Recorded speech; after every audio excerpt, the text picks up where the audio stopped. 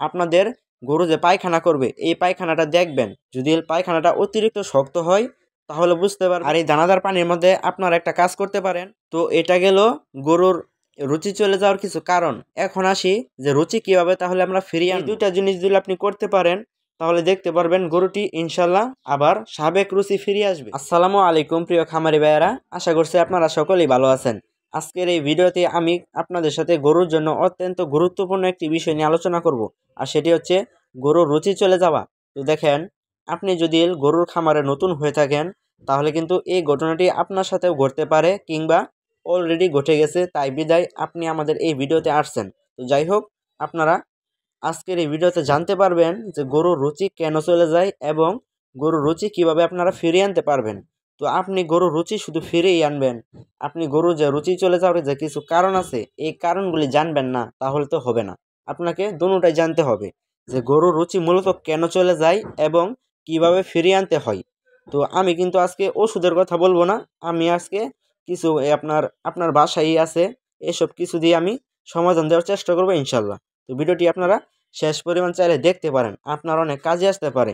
তো আপনার এই ভিডিওটি হয়তো আজকে নাও কাজে আসতে পারে, কিন্তু একটা সময় খোঁজা লাগতে পারে, তাই আপনি এই ছোট্ট একটি ভিডিও দেখে রাখতে পারেন।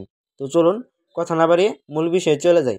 তো সর্বপ্রথমে আমি যেই কথাটা বলবো এটা হলো, আপনারা প্রথমত যে ভুলটা করেন গরুর সাথে, এটা হলো আপনারা যারা নতুন খামারি আছেন তারাই আর কি, আর যারা পুরান আছেন তারা তো এই ভুল করেন না হয়তো।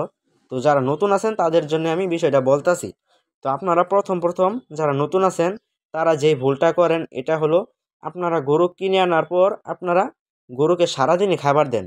তো দেখেন, মানুষে কিন্তু সারাদিন খাইতে পারে না, তেমনি কিন্তু গরুও খাইতে পারে না। মানুষের যেরকম বিশ্রামের সময় আছে এরকম কিন্তু গরুরও সময় আছে, গরুকে আপনাকে বিশ্রামের সময় দিতে হবে। আর যদি আপনি গরুকে বিশ্রামের সময় দিতে যান তাহলে কিন্তু গরুকে সারাদিনই খাবার দেওয়া চলবে না। আপনি যদি গরুকে সারাদিনই খাবার দেন তাহলে কিন্তু গরু রেস্টের সময়টা পাবে না। আপনি ওই যে সারাদিনে যে খাবার দেওয়ার একটা অভ্যাস আছে এই অভ্যাস থেকে আপনারা বিরত থাকবেন। আপনারা গরুকে শিডিউল মেনটেন করে খাবার দিবেন, অর্থাৎ গরুকে টাইম টু টাইম খাবার দিবেন। আপনি সকালে দিবেন, বিকালে দিবেন এবং রাত্রে দিবেন। অনেকে আবার দুই বেলাও দেয়। তো যাই হোক, আপনি যতবারই দেন না কেন কিন্তু আপনাকে অবশ্যই শিডিউলটা মেনটেন করতে হবে, এটা হলো প্রথম বিষয়। আপনারা যে ভুলটা করেন নতুন খামারিরা, পুরান খামারিরা তো জানেনই, যারা নতুন খামার শুরু করেছেন তারা এই ভুলটা করেন। তো প্রথম কিন্তু আমিও এই ভুলটা করছি, তাই বিদায় কিন্তু রুচি চলে গেছিল, এটা আমি এখন বুঝতে পারতেছি। তো যাই হোক, আমার গরু যে দেখতে পাচ্ছেন ইনশাল্লাহ আলহামদুলিল্লাহ গরুর কোনো রুচি সমস্যা নাই, কে ইনশাল্লাহ গরুটি খাইতেছে। তো আপনারা সবাই দোয়া করবেন, গরুটি প্রেগনেন্ট। তো যাই হোক, প্রথম যে আপনারা ভুলটা করেন এটা হলো, আপনারা গরুকে সারাদিনই খাবার দেন, এই সারাদিনে গরুকে খাবার দিবেন না। আর দ্বিতীয় যে বিষয়টা হলো, আপনারা গরুকে সঠিক সময়ে কৃমিনাশক করেন না। আপনারা বিষয়টাকে বুঝবেন, আপনারা সঠিক সময়ে কৃমিনাশক করেন না। আপনারা গরু কিনে নিয়ে আসছেন, তো ওই যে আপনি যার কাছ থেকে গরু কিনছেন আপনি কি জানছিলেন যে গরুটি কখন কৃমি ডোজ করা হয়েছিল? আপনি অবশ্যই জানেন নাই।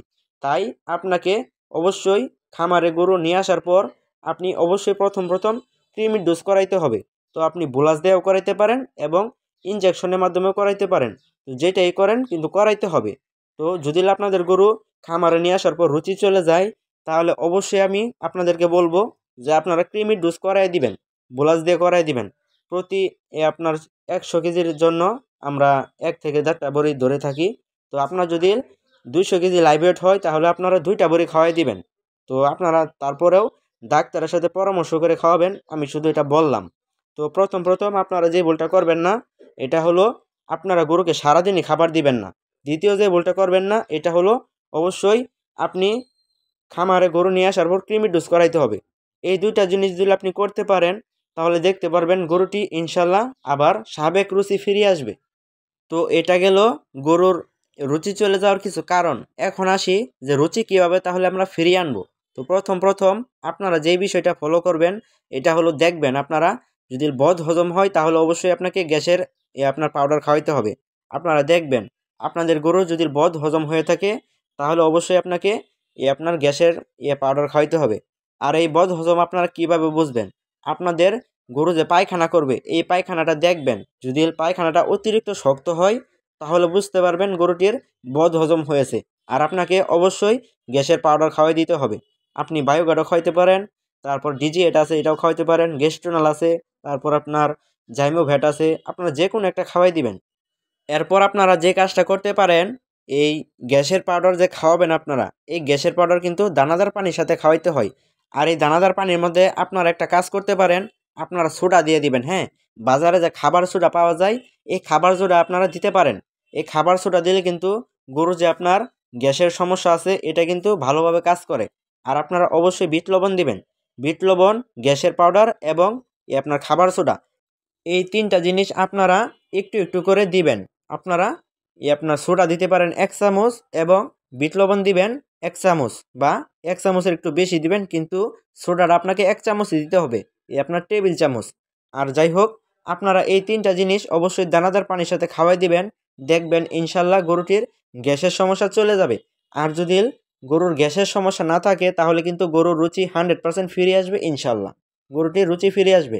তো এতেও যদি অনেকের কাজ না হয় তাহলে আমি আপনাদেরকে আরেকটা সলিউশন দেই। এটা হলো আপনাদের 30 থেকে 35 টাকা বা 40 টাকা পর্যন্ত লাগতে পারে একটা পাউডার। একটা পাউডারের দাম আপনারা অবশ্যই এটা কিনে নিবেন। আমি স্ক্রিনে দিয়ে দিলাম। এটা হলো সেলটোস প্লাস। এই সেলটোস প্লাস আপনারা খাওয়াইতে পারেন। এটা কিভাবে খাওয়াবেন আমি নিয়মটা বলে দেই। আমাদের অনেকের বাড়িতেই কিন্তু গুড় বা মিঠাই থাকে। আপনারা যে নামই চিনেন, আমি বলতাছি গুড় বা মিঠাই। এই মিঠাই আপনারা নিবেন, আপনার একটা রসগোল্লার সাইজে নিবেন। নেওয়ার পর আপনারা এই প্যাকেটটা খুলবেন। খোলার পর আপনারা মিশাবেন। মিশাওয়ার পর আপনারা একটু পানি দিবেন। একটু পানি দিয়ে তারপর মিশাবেন। মিশায়া একটা রসগোল্লা করবেন। বেশি পাতলাও করবেন না, বেশি ঘনও করবেন না। সেম আটার যে খামির আছে এই আটার খামিরের মতো করবেন। করার পর আপনারা গরুর মুখে বা জিহ্বায় আপনারা ঘষে দিবেন। পুরা মুখটাই জিহ্বা সহ আপনারা ঘষে দিবেন। দেখবেন ইনশাল্লাহ গরুর রুচিটি ফিরে আসবে। তো এইভাবেই কিন্তু আপনারা গরুর রুচি ফিরিয়ে আনতে পারবেন। তো ভিডিওটি আজকের মতো এই পর্যন্তই। ভিডিওটি ভালো লাগলে একটি লাইক দিবেন। চ্যানেলে নতুন হলে অবশ্যই চ্যানেলটি সাবস্ক্রাইব করে দিবেন। কেননা আমি কিন্তু গরু বিষয়ে এরকম ইনফরমেশন দিয়ে থাকি। তো সবাই ভালো থাকবেন, সুস্থ থাকবেন। দেখা হচ্ছে নতুন কোনো ভিডিওতে। আসসালামু আলাইকুম রহমতুল্লাহ।